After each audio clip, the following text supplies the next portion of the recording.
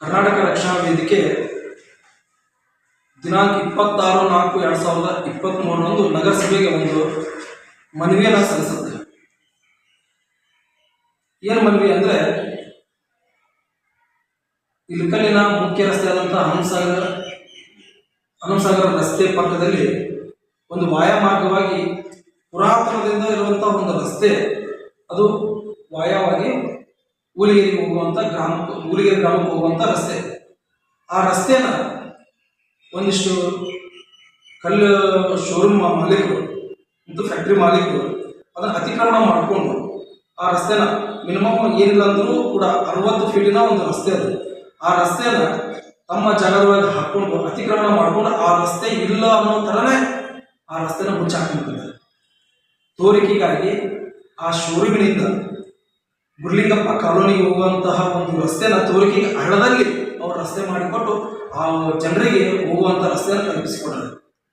ಆದರೆ ಮೂಲತಃ ಆ ರಸ್ತೆ ನೀವು ನೋಡಿರ್ಬೋದು, ಎಲ್ಲ ನನ್ನ ಮಾಧ್ಯಮ ಮತ್ತು ಪತ್ರಿಕಾ ಮಿತ್ರರು ನೋಡಿರ್ಬೋದು, 2 ಫ್ಯಾಕ್ಟ್ರಿಗಳಿವೆ, ಈ ಕಡೆ ಒಂದು ಈ ಕಡೆ ಒಂದು.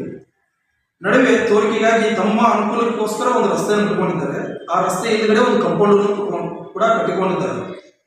ಆ ನಡುವಲ್ಲಿರುವಂತಹ ರಸ್ತೆ ಮಿನಿಮಮ್ 60 ಫೀಟಿನ ರಸ್ತೆ, ಅದು ಊಲಿಗೆರೆ ಗ್ರಾಮಕ್ಕೆ ಹೋಗುವಂಥ ರಸ್ತೆ. ಅದನ್ನು ಸಂಪೂರ್ಣವಾಗಿ ಮುಚ್ಚಿ ಹಾಕೊಂಡು ಇಲ್ಲಿವರೆಗೂ ಅಜರೋಷವಾಗಿ ತಾವು ನಡೆದಾಡ್ತಾರೆ. ಇದನ್ನು ನಮ್ಮ ಗಮನಕ್ಕೆ ಬಂದ ಮೇಲೆ ಸುಮಾರು 1 ವರ್ಷದಿಂದ 14 ತಿಂಗಳ ಹಿಂದನೇ ನಾವು ನಗರಸಭೆಗೆ ಒಂದು ಮನವಿ ಕೊಟ್ಟಿದ್ವಿ. ಏನಂದ್ರೆ, ಸಾರ್ವಜನಿಕ ರಸ್ತೆಯನ್ನು ಅತಿಕ್ರಮಣ ಮಾಡಿ ಕಟ್ಟಡ ನಿರ್ಮಾಣ ಮಾಡಿರುವ ವಿರುದ್ಧ ಕ್ರಿಮಿನಲ್ ಮೊಕದ್ದಮೆ ದಾಖಲಿಸುವ ಕುರಿತು ಈ ಮೇಲ್ಕಳಿಸಿದ ವಿಷಯಕ್ಕೆ ಸಂಬಂಧಿಸಿದಂತೆ ನಾವು ಕರ್ನಾಟಕ ರಕ್ಷಣಾ ವೇದಿಕೆ ಇಳಕಲ್ ವತಿಯಿಂದ ಈ ಮೂಲಕ ತಿಳಿಸುವುದೇನೆಂದರೆ, ಇಳಕಲ್ ನಗರದ ದೇವರ ದಾಸಿಮಯ್ಯ ವೃತ್ತದ ಹತ್ತಿರ ಬಲ್ಕುಂದಿ ರಸ್ತೆ ಗಾಯತ್ರಿ ಗ್ರಾನೈಟ್ ಎದುರಿಗೆ ಗೋವರ್ಧನ್ ಫ್ಯಾಕ್ಟರಿ ಮೂಲಕ ಊಲಿಗೆರೆ ಗ್ರಾಮಕ್ಕೆ ರಸ್ತೆ ಇದ್ದು ಸುಮಾರು 60 ಫೀಟಿನ ರಸ್ತೆ ಹೊಂದಿದ್ದು, ಇಳಕಲ್ ಜನತೆಗೆ ಊಲಿಗೆರೆ ಹೋಗುವ ಅನಾದಿ ಕಾಲದಿಂದಲೂ ಅದೇ ರಸ್ತೆ ಹಾದು ಹೋಗುತ್ತಾ ಬಂದಿರುತ್ತದೆ. ಆದರೆ ಜಮೀನು ಸರ್ವೆ ನಂಬರ್ 76, 108, 107, 106 ಜಮೀನು NA ಮಾಡಿಸಿದ್ದು, ಸದರಿ ಜಮೀನುಗಳಿಗೆ ಹಾದು ಹೋಗಲು ಸರ್ಕಾರ ಈ ರಸ್ತೆ ಮೂಲಕ ಹಾದು ಹೋಗಲು ಅನುಮತಿಯನ್ನು ನೀಡಿದ್ದು ಇರುತ್ತದೆ. ಆದರೆ ಗೋವರ್ಧನ್ ರಂಗನಾಥ್ ದರಕ್ ಈ ಮಾಲೀಕರು ಸದರಿ ರಸ್ತೆಯನ್ನು ಅತಿಕ್ರಮಣ ಮಾಡಿ ಸದರಿ ಸರ್ಕಾರಿ ರಸ್ತೆಯನ್ನು ಬಂದ್ ಮಾಡಿ ತಮ್ಮ ಲಾಭಕ್ಕಾಗಿ ಸರ್ಕಾರಿ ರಸ್ತೆಯನ್ನು ನುಂಗಿ ಫ್ಯಾಕ್ಟರಿಯನ್ನು ಕಟ್ಟಿರುತ್ತಾರೆ. ಸದರಿ ರಸ್ತೆ ಇದೇ ಎಲ್ಲ ಎನ್ನುವ ರೀತಿಯಲ್ಲಿ ಸರ್ಕಾರಕ್ಕೆ ಹಾಗೂ ಸಾರ್ವಜನಿಕರಿಗೆ ಮೋಸ ಮಾಡಿ ಅತಿಕ್ರಮಣ ಮಾಡಿದ್ದು ಕಾನೂನು ಬಾಹಿರ. ಸದರಿಯವರು ಸೂಕ್ತ ಕ್ರಿಮಿನಲ್ ಪ್ರಕರಣವನ್ನು ದಾಖಲಿಸಿ ಸಾರ್ವಜನಿಕರಿಗೆ ಹಾದು ಹೋಗಲು ಅನುವು ಮಾಡಿಕೊಡಬೇಕೆಂದು ವಿನಂತಿಸಿಕೊಳ್ಳುತ್ತೇವೆ ಅಂತ ಒಂದು ಮನವಿ ಕೊಡ್ತೀವಿ. ಸುಮಾರು 16 ತಿಂಗಳಾದರೂ ಕೂಡ ನಗರಸಭೆದವರು ಚುನಾವಣೆ ಬಂತು, ಆ ಕಾರಣಕ್ಕೆ ನಾವು ಮಾಡೋದಾಗಲಿಲ್ಲ. ಹಾಗಾಗಿ ನಾವು ಮತ್ತೆ ನೆನಪಿನ ಸುತ್ತೋಲೆ ಮಾಡ್ತೀವಿ ಅಂತಂದು ಸರ್ವೆ ಡಿಪಾರ್ಟ್ಮೆಂಟ್ಗೆ ಒಂದು ನೆನಪಿನ ಸುತ್ತೋಲೆಯನ್ನು ನಗರಸಭೆಯಿಂದ ಕಳಿಸಿದ್ದಾರೆ. ಮಾನ್ಯ ಪೌರಾಯುಕ್ತರು, ನಾನು ಮಾನ್ಯ ಪೌರಾಯುಕ್ತರಿಗೆ ಒಂದು ಪ್ರಶ್ನೆ ಕೇಳೋಕೆ ಇಷ್ಟಪಡ್ತೀನಿ ತಮ್ಮ ಮುಖಾಂತರ. 16 ತಿಂಗಳಾದರೂ ಕೂಡ ನಾವು ನೆನಪು ಮಾಡದೆ ಸುಮ್ಮನೆ ಕೂತ್ಕೊಂಡ್ರೆ ತಾವು ಸುಮ್ಮನೆ ಕೂತ್ಕೊಂತಿದ್ರ?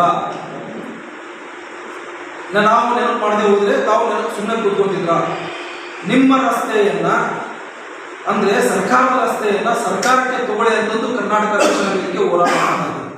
ನೀವೇನು ಮಾಡ್ತಾ ಇದ್ದೀರಾ ಮಾನ್ಯ ಪೌರಾಯುಕ್ತರೇ? ಅಷ್ಟೇ ಅಲ್ಲದೆ ತಮಗೆ ಸರ್ಕಾರದ ಒಂದು ಗೌರ್ಮೆಂಟ್ ಆ್ಯಪ್ನಲ್ಲಿ ಕಾಣುವಂತಹ ಒಂದು ಆ್ಯಪಿನ ಸೆಟಲೈಟ್ನ ಒಂದು ಚಿತ್ರ, ಹಾಗೆ ಆ ರಸ್ತೆಯ ಫ್ಯಾಕ್ಟರಿ ಇರುವಂತಹ ಒಂದು ಚಿತ್ರ, ಇಷ್ಟೆಲ್ಲ ದಾಖಲಾತಿ ಇದ್ರೂ ಕೂಡ ತಾವು ಯಾಕೆ ಕ್ರಮ ಕೈಗೊಳ್ತಾ ಇಲ್ಲ? ನಾನು ನಗರಸಭಾ ಪೌರಾಯುಕ್ತರಿಗೆ ಕೇಳೋದು ಒಂದೋ ಪ್ರಶ್ನೆ, ನೀವು ಯಾಕೆ ಇದನ್ನು ಇನ್ನೂವರೆಗಾದರೂ ಕೂಡ ಕ್ರಮ ಜರುಗಿಸ್ತಾ ಇಲ್ಲ? ಅದಕ್ಕೆ ಮಾನ್ಯ ನಾನು ಪೌರಾಯುಕ್ತರಿಗೆ ತಿಳಿಸುವುದೇನೆಂದರೆ, ಎಲ್ಲ ಅಧಿಕಾರ ಈ ನಗರದಲ್ಲಿರುವಂತಹ ಅಕ್ರಮವಾಗಿ ಕಟ್ಟಿರುವಂತಹ ಎಲ್ಲ ಆಸ್ತಿಗಳನ್ನ ಸರ್ಕಾರಿ ಆಸ್ತಿಗಳ ಮೇಲೆ ಕಟ್ಟಿರುವಂತಹ ಎಲ್ಲ ಆಸ್ತಿಗಳನ್ನ ತಾವು ತೆರವು ಮಾಡಬಹುದು. ಆ ಪವರ್ ಆಫ್ ಅಥಾರಿಟಿ ಮಾತ್ರ ಇದೆ. ಆ ಕಾರಣಕ್ಕೋಸ್ಕರ ತಾವು ಇದ್ರ ಬಗ್ಗೆ ಹೆಚ್ಚಿನ ಗಮನ ಕೊಟ್ಟು ಸಾರ್ವಜನಿಕರಿಗೆ ಮತ್ತು ಅಲ್ಲಿರುವಂತಹ ಹಿಂದಿಯಾಗಿರುವಂತಹ ಗುಡ್ಲಿಂಗಪ್ಪ ಪ್ಲಾಟಿನ ಜನರಿಗೆ ಓಡಾಡಕ್ಕೆ ಮತ್ತು ಉಳಿದ ಗ್ರಾಮಗಳಿಗೆ ಹೋಗುವಂತಹ ಜನರಿಗೆ ಅನುಕೂಲ ಮಾಡಿಕೊಡ್ಬೇಕಂತ ತಮ್ಮ ಮುಖಾಂತರ ವಿನಂತಿ ಮಾಡ್ಕೊತಾ ಇದ್ದೇನೆ.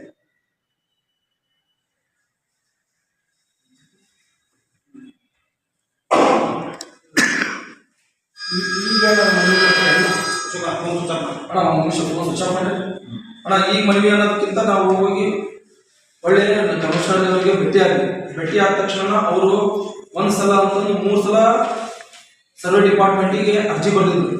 ಒಳ್ಳೆಯದನ್ನ ನೆನಪೋಲಿ ಅನ್ನೋ ಒಂದು ಲೆಟರ್ನ ಒಳ್ಳೆ ಮೊತ್ತವಾಗಿ ಹಾಕಿದ್ದಾರೆ. ಆ ಸರ್ವೆ ಡಿಪಾರ್ಟ್ಮೆಂಟ್ನ ಬರಬೇಕು. ಈ ಸರ್ವೆ ಡಿಪಾರ್ಟ್ಮೆಂಟ್ ಬರ್ಬೇಕಂದ್ರೆ ನಗರಸಭೆ ಪೌರಾಯುಕ್ತರು ಹುಣಗುಂದ ತಹಶೀಲ್ದಾರ್ ಅವರಿಗೆ ಒತ್ತಡ ಹಾಕ್ತಾರೆ. ಅಂದಾಗ ಮಾತ್ರ ಈ ತಹಶೀಲ್ದಾರ್ ಯಾರು ಸರ್ವೆ ಡಿಪಾರ್ಟ್ಮೆಂಟ್ನ ಜಲ್ದಿ ಬರ್ತಾರೆ. ಯಾವ